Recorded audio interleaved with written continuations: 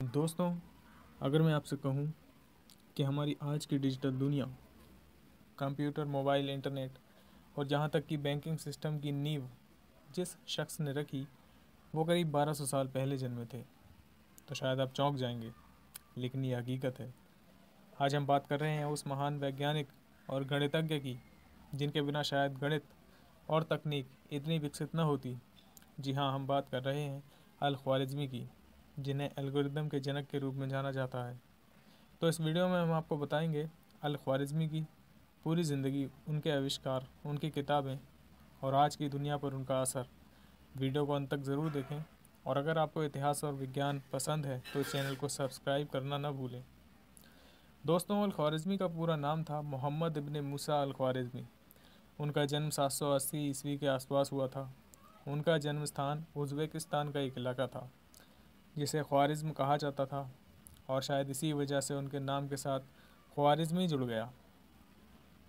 दोस्तों, उनके शुरुआती जीवन के बारे में ज़्यादा जानकारी नहीं मिलती, लेकिन ऐसा माना जाता है कि उन्होंने उस दौर के सबसे बेहतरीन इस्लामी स्कूलों से शिक्षा प्राप्त की। उस समय अब्बासी खिलाफत का दौर था और यह इस्लामी सभ्यता का स्वर्ण युग माना जाता है। विज्ञान, गणित, खगोल विज्ञान और दर्शन जैसे विषयों में काफ़ी उन्नति हो रही थी। खलीफा हारून अल रशीद और उनके बेटे अल मामून ज्ञान को बहुत बढ़ावा देते थे। उन्हीं के शासनकाल में बगदाद में बैतुल हिकमा यानी हाउस ऑफ विजडम की स्थापना हुई, जहां दुनिया के सबसे बड़े विद्वान और वैज्ञानिक इकट्ठा होकर नए नए आविष्कार कर रहे थे।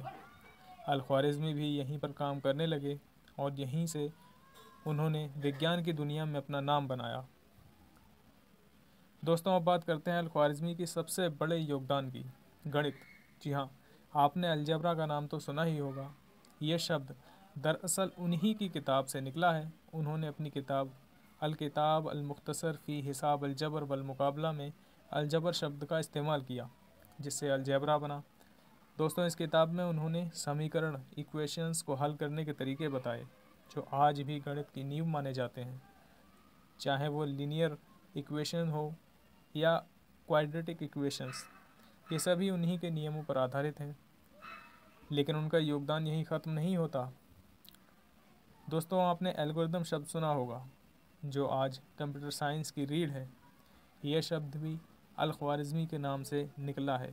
उन्होंने गणना के करने के कुछ नियम बनाए, जिन्हें बाद में यूरोप ने एल्गोरिदम नाम दिया। आज हर कंप्यूटर प्रोग्राम, आर्टिफिशियल इंटेलिजेंस और सर्च इंजन इन्हीं एल्गोरिदम पर काम करते हैं। इसके अलावा उन्होंने हिंदी अरबी संख्या पद्धति को लोकप्रिय बनाया।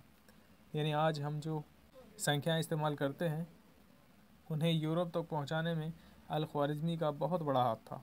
इससे पहले यूरोप रोमन अंकों का इस्तेमाल करता था, जो गणना के लिए बहुत जटिल थे। दोस्तों, अल ख्वारिज़मी केवल गणित तक सीमित नहीं रहे। उन्होंने खगोल विज्ञान और भूगोल में भी महान योगदान दिया। उन्होंने ग्रहों और तारों की गति को समझने के लिए कई गणनाएं की।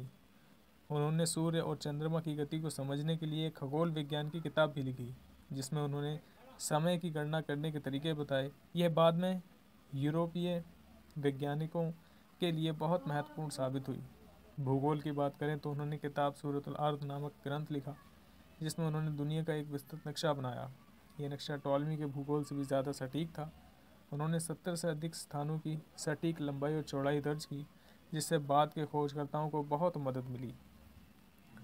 दोस्तों, अल ख्वारिज़मी की किताबें 12वीं सदी में लैटिन भाषा में अनुवादित हुई। उनकी किताब अलजबरा का अनुवाद एल्गोरिदम शब्द की उत्पत्ति का कारण बना।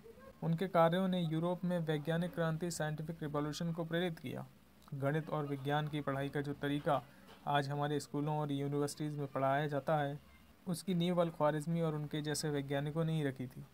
चाहे नासा के स्पेस मिशन हो, बैंकिंग सिस्टम में ट्रांजैक्शन या फिर मोबाइल और कंप्यूटर की प्रोग्रामिंग, हर जगह अल ख्वारिज़मी के दिए हुए सिद्धांतों का उपयोग किया जाता है।